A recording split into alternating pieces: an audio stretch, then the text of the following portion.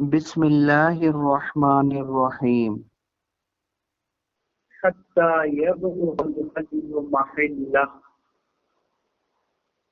بات چل رہی تھی صلح حدیبیہ کے موقع پر حضور صلی اللہ علیہ وسلم نے اور صحابہ کرام نے عمرے کا احرام باندھا ہوا تھا۔ تو اگر عمرے کا احرام باندھا ہوا ہو اور راستے میں دشمن روک لے، وہ آگے جانا ہی نہ دے، اب پیچھے جا نہیں سکتے کیونکہ احرام باندھا ہوا ہے، احرام تب کھلے گا جب عمرہ ہو جائے گا، ٹھیک، وہ عمرہ کرنے وہ جانے نہیں دے رہے، تو اب کیا کیا جائے؟ تو اس کے بارے میں اللہ تعالیٰ نے ارشاد فرما دیا، فَإِنْ أُحْصِرْتُمْ، اگر تمہیں دشمن نے یا کسی اور رکاوٹ نے، بیماری نے، کورونا نے روک دیا عمرہ کرنے سے، جبکہ عمرے کا احرام تم نے باندھا ہوا تھا، تو پھر فَمَسْتَيْسَرَ مِنَ الْهَدْيِ، یہ گزر چکا، پھر جو سہولت کے ساتھ ہدی یعنی بکری وغیرہ میسر آ جائے وہ لے لو۔ اور وَلَا تَحْلِقُوا رُؤُوسَكُمْ، اور اپنا سر نہ منڈواؤ جب تک کہ وہ ہدی حتی یبلغ الہدی محلہ، یہاں سے آج ہم نے پڑھنا تھا، جب تک کہ وہ ہدی محل ظرف اپنے مقام پر نہ پہنچ جائے۔ جب یہ مقام پر پہنچ جائے تو وہاں پہنچنے کے بعد اس کو ذبح کرو، اور ذبح کرنے کے بعد حلق کرا لو، تم حلال ہو جاؤ گے۔ ذبح سے پہلے حلق نہیں کرا سکتے، وَلَا تَحْلِقُوا رُؤُوسَكُمْ، نہیں حلق کرا سکتے، اور حلق نہ کرانے کا معنی یہ ہے حلال نہیں ہو سکتے، کیونکہ حلال ہوتا ہی محرم حلق کے بعد ہے، تو حلال نہیں ہو سکتے جب تک کہ ہدی اپنے مقام پر نہ پہنچ جائے۔ تو کون سا مقام ہے ہدی کا جہاں اس کو ذبح ہونا ہے؟ تو صاحب جلالین رحمہ اللہ جو کہ شافعی ہیں، اس لیے اپنے مسلک کے مطابق بیان فرما رہے ہیں، جہاں دشمن نے روکا ہے وہی مقام احصار ہی مقام ذبح ہے، وہی محلہ ہے۔ جہاں کس نے روک لیا؟ دشمن نے روک لیا، وہی محلہ ہے۔ یہی جانور کو پہلے ذبح کر لو اور اس کے بعد حلق کرا لو، اور اس کے بعد اپنا احرام چھوڑ لو، اور عمرہ بعد میں آ کر قضا کر لو، جیسے حضور صلی اللہ علیہ وسلم نے بعد میں قضا فرما لیا تھا۔ تو محلہ کون سی جگہ ہے؟ مقام احصار، جہاں دشمن نے روکا تھا۔ یہ امام شافعی رحمۃ اللہ علیہ کا مسلک ہے۔ ہمارے نزدیک صاحب جلالین نے اسی کو ذکر کیا، لیکن ہمارے نزدیک حرم محلہ سے مراد حرم ہے۔ حرم میں ذبح ہوگا، اس کے بعد یہ حلق کرا کر ہلاک ہو سکتا ہے، سمجھے؟ تو مقام ذبح یعنی محلہ سے مراد حرم ہے، حرم کے علاوہ ذبح نہیں ہو سکتا۔ امام شافعی رحمۃ اللہ علیہ فرماتے ہیں، دیکھو بات چل رہی ہے صلح حدیبیہ کی، حدیبیہ کے مقام پر حضور صلی اللہ علیہ وسلم اور صحابہ کو روکا تھا، ٹھیک، تو حضور صلی اللہ علیہ وسلم وہی کیا کی تھی؟ وہی ذبح فرمایا تھا، حدیبیہ میں ہی ذبح فرمایا تھا۔ اور عقلی بات ہے، جب دشمن آگے جانے ہی نہیں دے رہا تو کیسے حرم میں جا کر ذبح کریں گے؟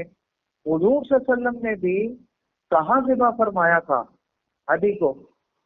حدیبیہ میں موجود ہے حدیث کی کتابوں میں۔ اس کا جواب حنفیہ کی طرف سے آتا ہے، حدیبیہ کا کچھ حصہ حرم میں داخل ہے، یہ تقریباً 23 کلومیٹر کا ایریا بنتا ہے حرم، تو حدیبیہ کا کچھ حصہ حرم میں داخل ہے، ٹھیک، تو وہاں تو حضور صلی اللہ علیہ وسلم نے جو حصہ حدیبیہ کا حرم میں داخل تھا تو وہاں ذبح فرمایا، تو وہ تو حرم ہی تھا، تو حرم تو ہمارے نزدیک بھی محلہ ہے، اس لیے وہاں ذبح فرمایا۔ بھائی نا محلہ سے مراد جہاں ذبح کرنا حلال ہے، تو ذبح کرنا حلال تو حرم میں ہے. حج کی قربانی جو ذبح ہوتی ہے وہ حرم میں ہوتی ہے. تو ہمارے نزدیک یہ ان کی جو دلیل تھی اس کا جواب بھی دے دی.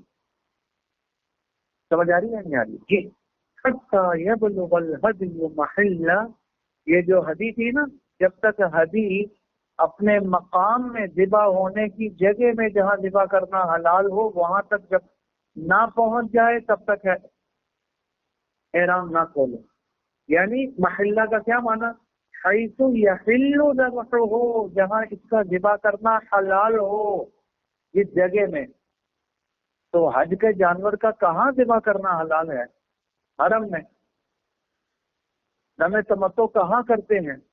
حرم میں. حرم کے علاوہ کر ہی نہیں سکتے، کیا تو دم واجب ہو جائے گا. تو ذبح کرنے کا مقام ہی حرم ہے، تو محلہ سے مراد ہی حرم ہے. باقی حدیبیہ والی دلیل نہ دینا، کیونکہ حدیبیہ کے اس حصے میں حضور نے ذبح فرمایا تھا جو حرم میں داخل ہے. سمجھ آ رہی ہے نہیں آ رہی؟ جی. اور یہ چیز دلیل سے ثابت ہے کہ ان کا کچھ حصہ حرم میں داخل ہے حدیبیہ کا. ٹھیک. امام شافعی رحمۃ اللہ علیہ کے نزدیک کہاں ذبح کرنا حلال ہے؟ وہ مقام ذبح مکان احصار ہی ہے. وہ مکان الاحصار، کیونکہ اس کے آگے جانا ممکن ہی نہیں ہے، دشمن نے روک دیا ہے، تو کیسے حرم میں جا کر ذبح کریں گے؟ امام شافعی رحمۃ اللہ علیہ کے نزدیک لہذا جہاں دشمن نے روک دیا ہے فَيَذْبَحُ فِيهِ بِنِيَّةِ التَّحَلُّلِ، حلال ہونے کی نیت سے ذبح کرے. یہ نہ کہے کہ بھوک لگ رہی ہے، کھانے کے لیے کچھ ہے نہیں، چلو بکری ذبح کر کے کھا لیتے ہیں. تو کھانے کی نیت سے ذبح نہ کرے، حلال ہونے کی نیت سے کرے، اور اس کے بعد حلق کرے تب حلال ہو. اور کرے کہاں؟ جہاں دشمن نے روک دیا، وہ بھلے حرم ہو یا غیر حرم ہو. امام شافعی رحمۃ اللہ علیہ رائے. اچھا، پھر اس کے بعد کیا کرے؟ ذبح کر دے اور پھر یہ گوشت مسکینوں پر تقسیم کر دے. یہ مسلک ہے کس کا؟ امام شافعی رحمۃ اللہ علیہ. اچھا، ذبح کر دیا، ذبح کرنے کے بعد حلق کرا لے. وَلَا تَحْلِقُوا حَتَّى يَبْلُغَ الْهَدْيُ، جب تک کہ ہدی اپنے مقام میں پہنچ کر ذبح نہ ہو جائے تب تک یہ حلق نہ کروائے، ورنہ حلق کرا کے حلال نہ ہو. ہدی پہنچ گئی، ذبح ہو گئی، اب حلق کرا لے، اب حلال ہو جائے، اب عمرے کی قضا کر لے. وہ بھی یحصل التحلل، اس طریقے سے حلال ہوگا. امام شافعی رحمۃ اللہ علیہ کا مسلک. ہمارے نزدیک حرم ہی میں ذبح پہلے کرے، اس کے بعد حلق کرے، پھر حلال ہو جائے، عمرے کی قضا بعد میں ہوگی. فمن کان منکم مریض، وہ بات ختم ہو گئی. احصار والا مسئلہ گزر چکا، اب نئی بات آ گئی. میں نے کہا تھا نا یہ حج اور عمرے کے متعلق جو مختلف قسم کے احکام ہیں ان کو بھی بیان فرمائیں گے. ایک حکم تو احصار والا آ گیا، اب ایک حکم آ گیا احرام باندھا ہوا تھا، حج یا عمرے کا احرام باندھا ہوا تھا. فمن کان منکم مریض، کوئی بیمار ہو گیا، او بھی عظم میں رأسہ، یا سر میں کوئی آزار، کچھ تکلیف آ گئی. تکلیف جیسے مثال کے طور پر جو ہے جوئیں پڑ گئی سر میں، سر درد ہو گیا، ڈاکٹر سے پوچھا، حکیم سے پوچھا سر درد ہو رہا تھا جی ٹنڈ کرا لو، یا جوئیں پڑ گئی ٹنڈ کرانا ضروری ہو گیا. اب یہ بیماری کی وجہ سے ہے، عذر کی وجہ سے کرانا ضروری ہو گیا، ورنہ عمرے اور حج کا احرام جب تک عبادت پوری نہ ہو جائے تب تک یہ جائز ہی نہیں، کرا ہی نہیں سکتے. تو عذر کی وجہ سے حلق کرانا پڑ گیا، اب کیا کریں؟ ٹھیک. اگر کفن ملین جیسے مثال جوئیں پڑ گئی ہیں، درد ہو گیا، ڈاکٹر صاحب نے کہا حلق کروا لو، کوئی اور علاج نہیں. فحلق فی الاحرام، اس میں محرم نے احرام کی حالت میں منع تھا حلق کروانا، اس نے حلق کروا لیا، جرم ہو گیا. اب جرمانہ کیا ہے؟ ایک فدیہ دے دیں.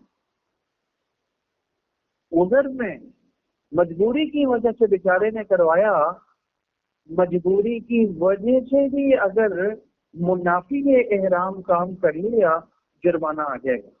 فرق یہ ہے کہ مجبوری کی وجہ سے جو کیا ہے گناہ نہیں ہوگا لیکن جرمانہ دینا پڑ جائے گا۔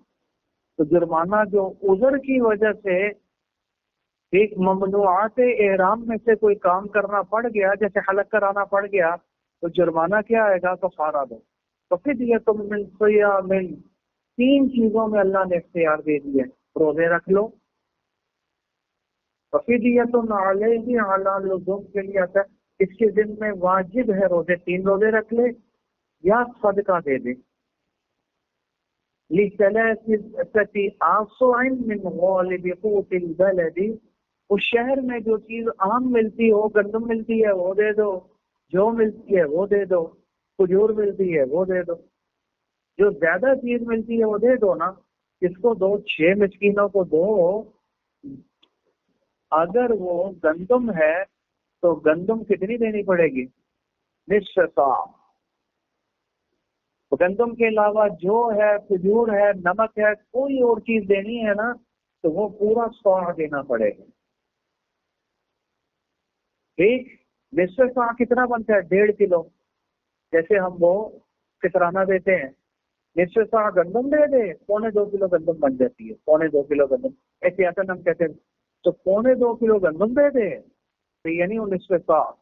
اور اگر جو یا کھجور ہے تو پھر پورا صاع دے، یعنی 3.5 کلو گندم ایک فقیر کو دے۔ جو اگر ہے تو 3.5 کلو، کھجور ہے تو 3.5 کلو، اور اگر گندم ہے تو نصف صاع یعنی 2.25 کلو ایک فقیر کو دے، اور یہ 6 فقیروں کو دینا ہوگا۔ 6 صاع کس کے ہو گئے؟ جو کھجور وغیرہ کے۔ اور اگر گندم ہے وہ کیا ہے؟ وہ 3 صاع ہیں جو 6 مسکینوں میں تقسیم کر دے گی۔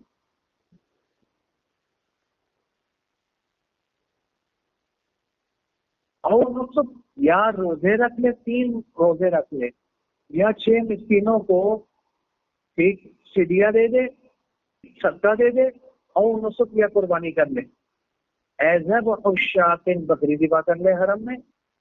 3 میں سے کوئی ایک کام کر لے، یا یہ کہنے لگے صاحب جلالہ میں نے یہ او تخییر کے لیے ہے، او تعین کے لیے اور ترتیب کے لیے نہیں ہے۔ یہ نہیں کہ سب سے پہلے روزے رکھ لے، وہ نہ رکھ سکتا ہو تو پھر کیا کرے؟ 6 مسکینوں کو کھانا کھلا، جو ہے وہ گندم دے دے یا جو دے دے، صدقہ کر دے۔ وہ صدقہ نہ کر سکتا ہو تو پھر کیا کرے؟ تو او ترتیب اور تعین کے لیے نہیں بلکہ تخییر کے لیے ہے، یعنی اس کو اختیار ہے ان تینوں میں سے جو مرضی کر لے، یا قربانی کر لے، یا 6 مسکینوں کو صدقہ کر دے، اور یا پھر 3 روزے رکھ لے، جو مرضی کام کرے، اختیار ہے۔ تو او کاہے کے لیے ہے؟ تخییر کے لیے ہے۔ وَأَوْ لِلتَّخْيِيرِ وَأُلْحِقَ بِهِ مَنْ حَلَقَ لِغَيْرِ عُذْرٍ لِأَنَّهُ أَوْلَى بِالْكَفَّارَةِ۔ یہ امام شافعی رحمۃ اللہ علیہ کا مسلک ہے۔ امام شافعی رحمۃ اللہ علیہ فرماتے ہیں جب معذور جو عذر کی وجہ سے ممنوعات احرام میں سے کوئی کام کر رہا تھا، حلق کروا رہا تھا، جب معذور کو جرمانہ پڑ رہا ہے تو غیر معذور کو تو غیر بطری کے اولا جرمانہ پڑے گا، وہ جرمانے سے نہیں بچ سکے۔ جب معذور کے دن میں یہ فدیہ آ رہا ہے، یہ سزا آ رہی ہے، تو غیر معذور جو بغیر عذر کے منافی احرام کام کر رہا ہے اس کے دن میں تو بطری کے اولا ہو جائے۔ تو معذور کو غیر معذور پر، غیر معذور بھی اسی کے ساتھ ملحق ہو جائے گا۔ جب اس پر ہے تو اس پر تو بطری کے اولا جرمانہ ہے۔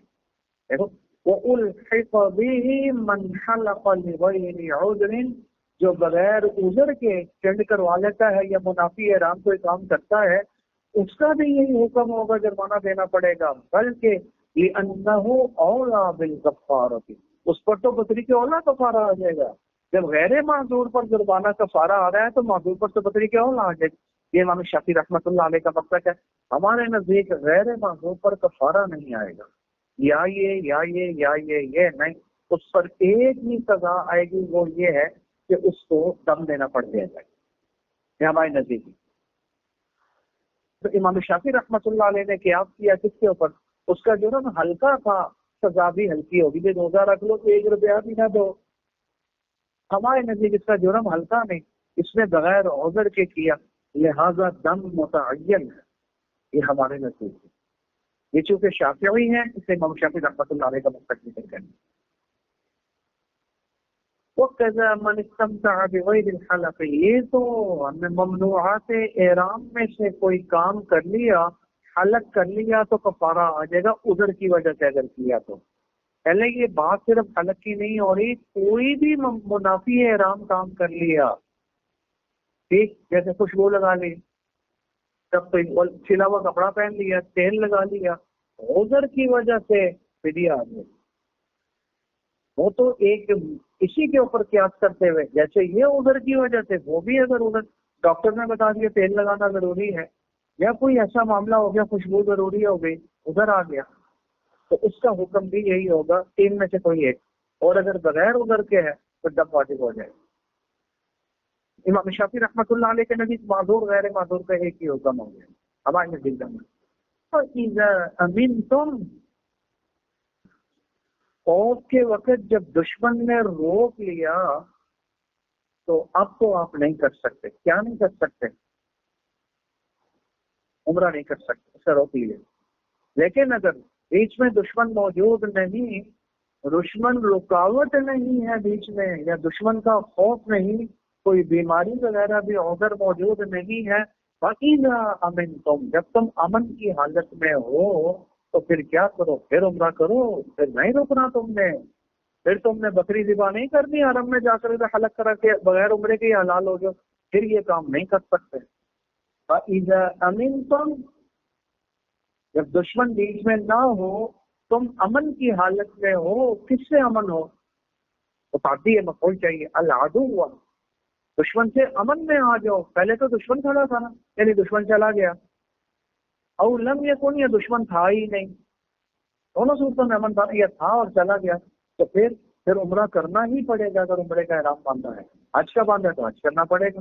فمن تمتع، یہ تمتع ہے غیر استفعال، لیکن معنی میں استفعال کے ہیں۔ پہلے استمتع استفعال تھا، معنی میں غیر استفعال کے تھا، طلب والا معنی نہیں تھا، استمتع تمتع کے معنی میں تھا، اب یہ تمتع استمتع کے معنی میں۔ کیسا کرینہ مجاز تو آتا ہے نا۔ فمن تمتع، جس نے نفع طلب کرنا چاہا عمرے سے، معنی ٹھیک آ رہا ہے غلط آ رہا ہے؟ استمتاع کا معنی بن رہا ہے نہیں بن رہا؟ جس نے نفع طلب کیا عمرے کے ذریعے، کہ میں تو عمرہ بھی کر لوں۔ فمن تمتع ہے استمتع بالعمرۃ، جس نے نفع طلب کر لیا، ماضی کا صیغہ ہے، کس سے؟ عمرے کے ذریعے، یعنی عمرہ کر لیا، کیونکہ امن تھا، رکاوٹ کوئی تھی نہیں، عمرہ کر لیا، اور بسبب فراغہ منہا، عمرے سے فارغ ہو، عمرہ کر لیا کیونکہ امن تھا، ٹھیک۔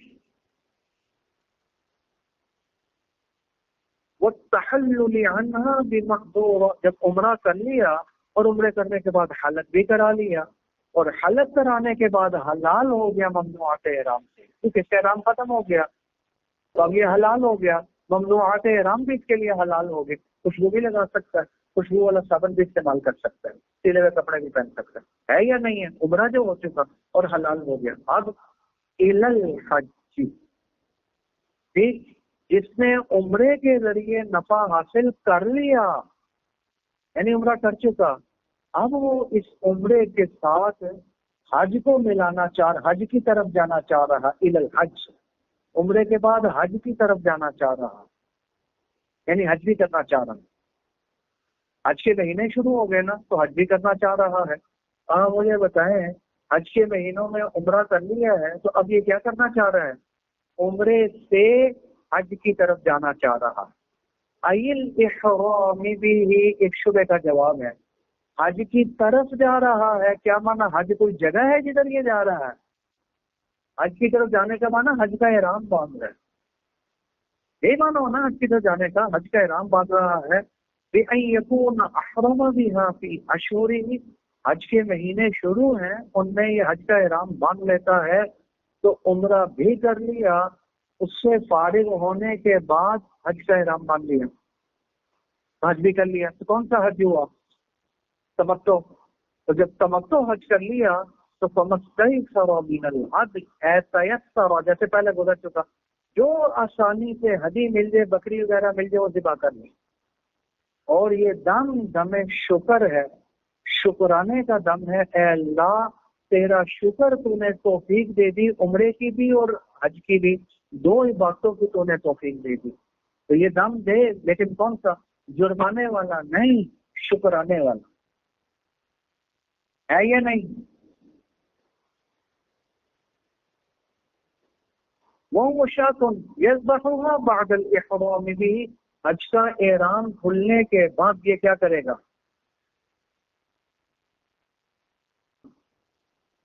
یذبحها بعد الاحرام بھی، احرام کے بعد یہ قربانی کرے گا۔ احرام کیا تھا نا، اور اس کے بعد کیا کرے گا؟ 10ویں کو یہ کیا کرے گا؟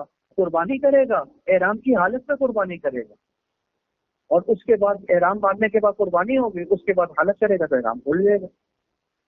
والافضل یوم النحر، ویسے تو قربانی 10ویں 11ویں 12ویں کو ہو سکتی ہے، کسی بھی دن کر سکتا ہے، لیکن افضل 10 کو کرنا ہے، یوم النحر یعنی 10ویں کو کرنا ہے، کیونکہ حضور نے ایک ہی حج فرمایا تھا، اور وہ حج ہجرت کے بعد ایک ہی حج فرمایا تھا، اور 10ویں کو قربانی فرمائی، اس لیے افضل 10ویں کو کرنا ہے۔ اس سے کیا کرے؟ یہ کہ فمن لم یجد الہدی، کیا کرے؟ قربانی۔ لیکن اگر وہ ایسا فقیر ہے کہ پیسے ہی نہیں، جیب میں پائی نہیں، مصور مانگے ہے دام اور جیب میں پائی نہیں، اس لیے تصویریں جانا میں نے کھنچوائی نہیں، اور بکری آتی ہے، بکرا آتا ہے پیسوں کا، اور جیب میں پائی نہیں، اب کیا کرے؟ پیسے ہی موجود نہ ہو، اب کہاں سے قربانی کرے گا؟ کہنے لگے اب قربانی تو نہ کرے تو کیا کرے؟ 10 روزے رکھے، یہ قائم مقام بن جائیں گے قربانی، یہ اللہ فرمانے، جس کے پاس پیسے نہ ہو۔ فمن لم یجد، جو کیا نہیں پاتا؟ لم یجد الہدی، جو ہدی نہیں پاتا، کیوں نہیں پاتا؟ لفقدہ، ہدی پورے علاقے پہ موجود ہی نہیں ہے، جانور ہی ختم ہو گئے، پٹ کر لو، یہاں یہ جانور تو موجود ہیں، جانور گم نہیں، پیسے گم ہو گئے، پیسے موجود نہیں ہے، او فقد ثمنہ، جیب میں پائی نہیں، کیا جانور ہی موجود نہیں، پیسے تو ہیں۔ ان دونوں صورتوں میں فصیام، اشارہ کر دیا، ابتدا ہے، خبر معلوم، فعلیہ صیام، آیا روزہ رکھنا لازم ہے اس کے لیے، یہ قائم مقام بن جائے گا کس کے؟ قربانی کے۔ کتنے روزے رکھے؟ 3 روزے رکھے حج میں، حج کا مطلب حج کے احرام میں رکھے۔ کیسے رکھے گا؟